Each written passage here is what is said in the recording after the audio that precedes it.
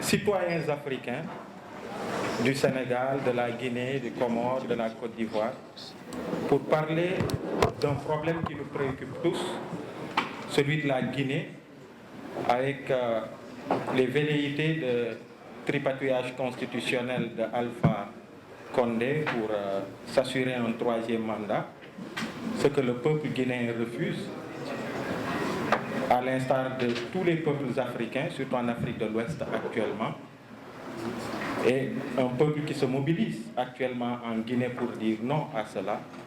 Et le jeudi dernier, on était tous ici ensemble en tant qu'Africains pour soutenir nos frères de la Guinée, leur dire qu'on est tous concernés par cette problématique, parce qu'au-delà d'un soutien à la Guinée, c'est une problématique qui intéresse le Sénégal, pour ce que vous savez, qui intéresse par exemple la Côte d'Ivoire, pour ce que vous savez, et qui intéresse aussi d'autres pays africains, pour ce que vous savez aussi. Et donc aujourd'hui, on se retrouve ici pour parler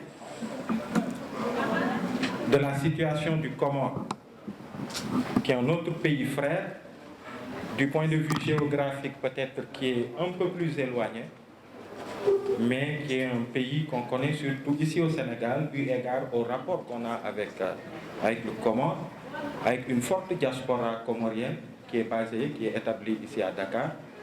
Et pour la petite histoire, en préparant cette conférence de presse, on s'est rendu compte qu'il y avait un frère comorien qui est là, qui parle le Wolof aussi bien que nous-mêmes. Et je lui avais même proposé, parce que ça aurait été super, qu'un Sénégalais fasse la déclaration en français et qu'un frère comorien fasse la même déclaration en Wolof. Dieu sait, il aurait pu le faire. Mais voilà, peut-être qu'il a voulu nous laisser cet honneur-là. Donc c'est juste pour vous dire les liens forts qui nous lient avec le Comore.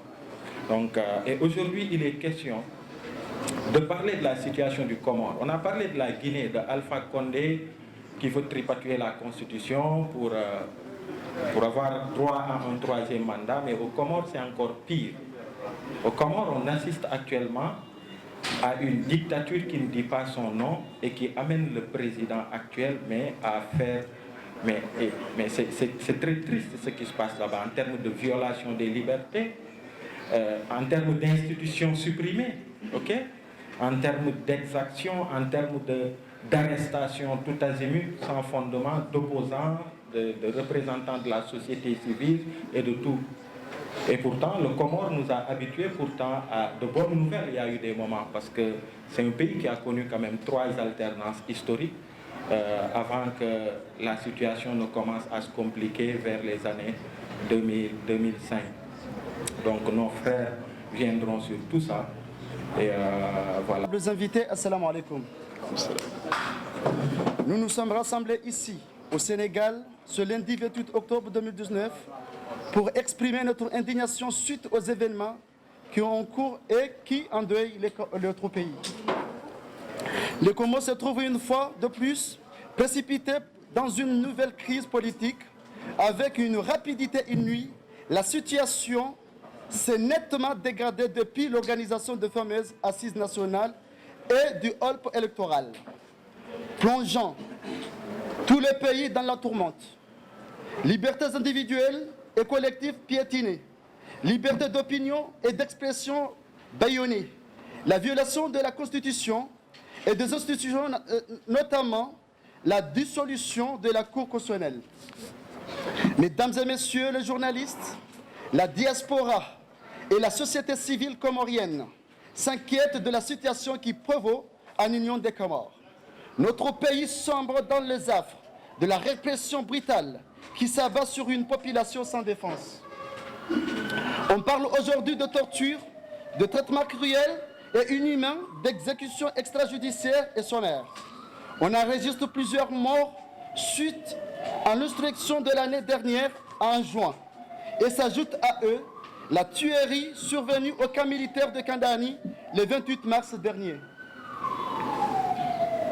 On parle aujourd'hui, sans oublier l'assassinat sans motif du jeune basketteur Ahmada Gazon par des militaires.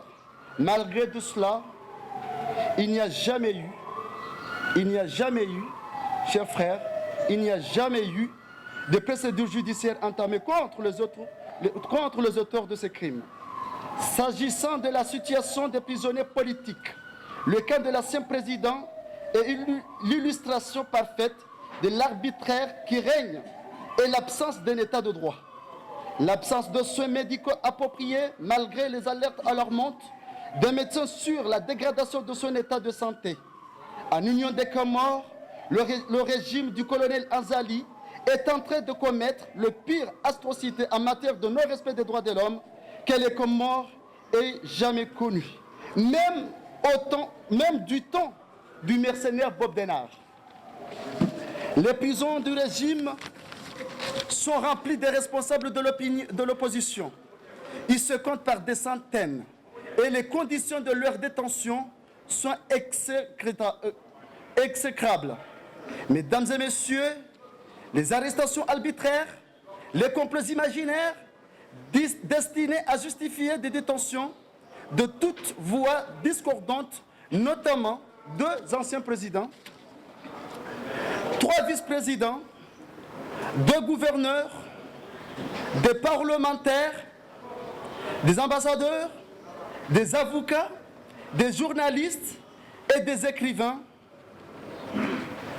etc., témoignent l'existence d'une dictature féroce. C'est pourquoi nous en appelons à la responsabilité de la communauté internationale, plus particulièrement les Nations Unies et l'Union africaine, pour user de leur influence, non seulement pour protéger la population, mais également pour engager toutes les parties comoriennes dans la voie d'un dialogue véritablement sincère et résolument constructif qui offre au pays de réelles perspectives de sortie de crise. Nous lançons un appel pressant à la mobilisation de tous les Comoriens et à la solidarité de vifs Africains pour la défense des droits de l'homme aux Comores. Nous exprimons notre gratitude à la force vive africaine pour la solidarité. Nous ne pouvons mettre au point final à cette déclaration sans exprimer notre indignation face aux propos tenus récemment par le président français Emmanuel Macron, qui s'est engagé à expulser 25 000 Comoriens par an de l'île comorienne de Mayotte. Les Comoriens ne méritent pas une telle humiliation et les nations africaines ne peuvent pas se permettre de rester indifférentes face à un tel massacre. Vive les institutions internationales, vive le panafricanisme, vive les Comores. Merci le Sénégal et je vous remercie.